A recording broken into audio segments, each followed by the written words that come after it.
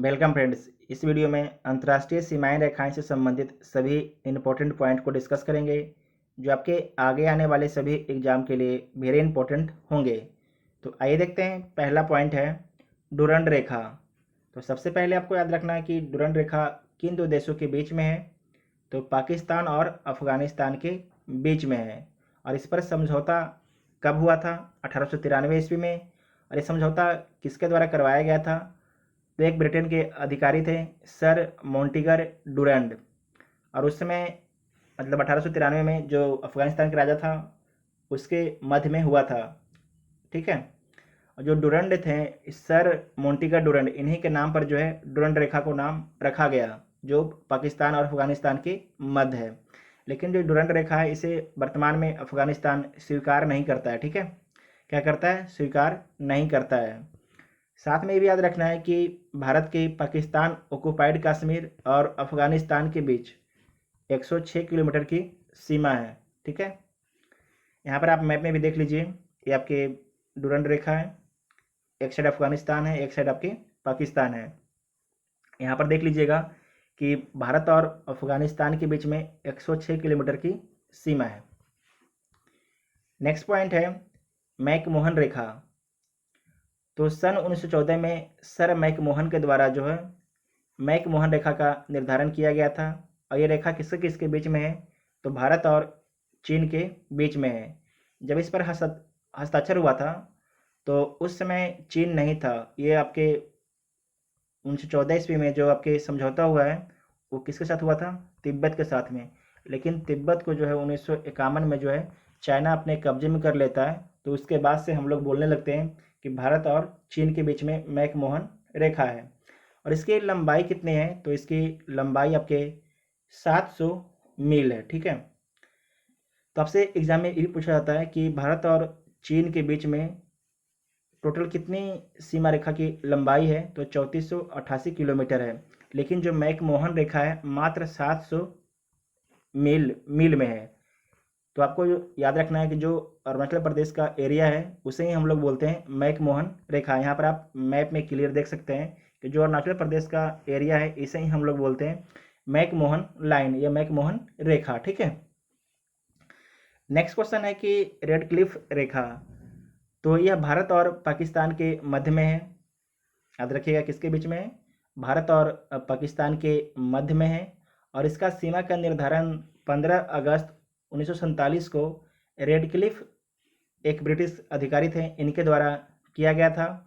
और red Cliff जो अधिकारी थे इन्हीं के नाम पर जो है रेड क्लिफ रेखा रखा गया भारत और पाकिस्तान के बीच की जो लाइन बनी, ठीक है, उसी को। यहाँ पर आप मैप में देख सकते हैं कि एक साइड ये पाकिस्तान है और ये भी पाकिस्तान था। 1900 जब 47 में पाकिस्तान आज़ाद हुआ था उस समय पाकिस्तान का दो भाग थे। ये पाकिस्तान का पूर्वी भाग था और ये पाकिस्तान का पश्चिमी भाग था। लेकिन जो पूर्वी भाग है 1971 में पाकिस्तान से क्या हो जाता है? स्वतंत्र हो जाता है। क्या हो जाता है? स्वतंत्र हो जाता है। ठीक है। नेक्स्ट पॉइंट है हिंडनबर्ग रेखा। हिंडनबर्ग रेखा तो यह प्रथम विश्व युद्ध में निर्धारित, यह जर्मनी और पोलैंड के मध्य सीमा निर्धारित करता है। तो हिंडनबर्ग जो रेखा है ये जर्मनी और पोलैंड के बीच में है। किसके बीच में है? जर्मनी और पोलैंड के बीच में है। ठीक है, यहाँ पर आप देख सकते हैं ये जर्मनी है, ये आपकी पोलैंड है, ये आपकी हिंडनबर्ग रेखा है। ठीक है। नेक्स्ट पॉइंट है मैन रहीम रेखा। कौन है? मैन रहीम रेखा। तो ये किसके किसके बीच में है? तो आपको याद रखना है ये सोवियत रूस और फिनलैंड के मध्य में है। सोवियत रूस और फिनलैंड के बीच में है मैन रहीम रेखा। ठीक है। नेक्स्ट क्वेश्चन है कि नेक्स्ट पॉइंट है कि मैगिनॉट रेखा, ये किसके किसके बीच में है?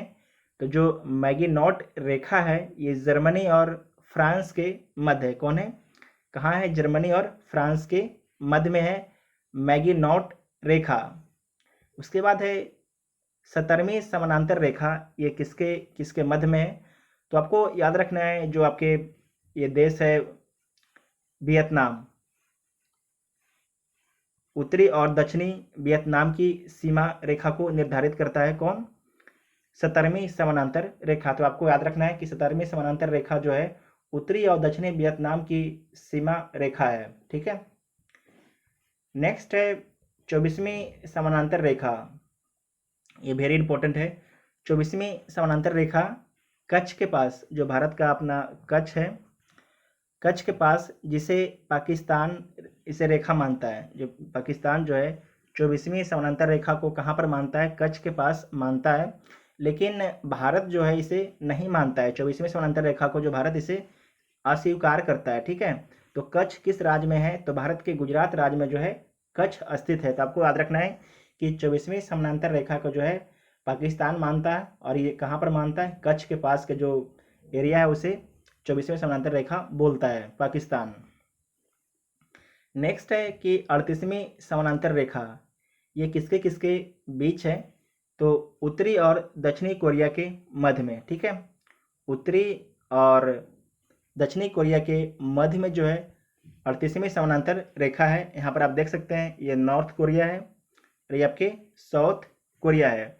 नॉर्थ कोरिया में राजतंत्र है, जबकि जो साउथ कोरिया है यहाँ पर लोकतंत्र है। नॉर्थ कोरिया की राजधानी प्योंगयांग है, ये देख सकते हैं, और साउथ कोरिया की राजधानी सियोल है। ठीक है, सियोल है। जो नॉर्थ कोरिया है एक तरीके से डेवलप नहीं है, यहाँ पर बहुत ज़्यादा भूखमरी है, जबकि साउथ कोरिया जो है डेवलप है। कौन है? डेवलप है। नेक्स्ट है 1410 पाँचवीं देशांतर रेखा, ये किसके बीच में है? तो ये आपके अलास्का और कनाडा के बीच में है। अलास्का पर किसका अधिकार है? तो संयुक्त राज्य अमेरिका का अधिकार है। अलास्का जो है संयुक्त राज्य अमेरिका का एक अलग राज्य है। इसे आप लोग मैप में भी यहाँ पर देख सकते हैं। तो 1410 पाँचवीं देशांतर जो रेखा है ये आपके ये है। ठीक है, कौन है? ये है। एक साइड कनाडा है और ये आपके अलास्का है। ठीक है, ये अलास्का है। यहाँ पर आप लोग पहले ये समझ लीजिए कि अक्षांश और देशांतर बोलते किसको हैं। तो जो नॉर्थ से साउथ की ओर लाइन खींची जाती है या खींची गई है, ये काल्पनिक लाइन है, इसे क्या बोलते हैं? इसे देशांतर बोलते हैं। जो ईस्ट से वेस्ट की ओर जो काल्पनिक लाइन खींची गई है उसे क्या बोलते हैं? उसे अक्षांश बोलते हैं। इतना आप लोगों को ध्यान रखना है।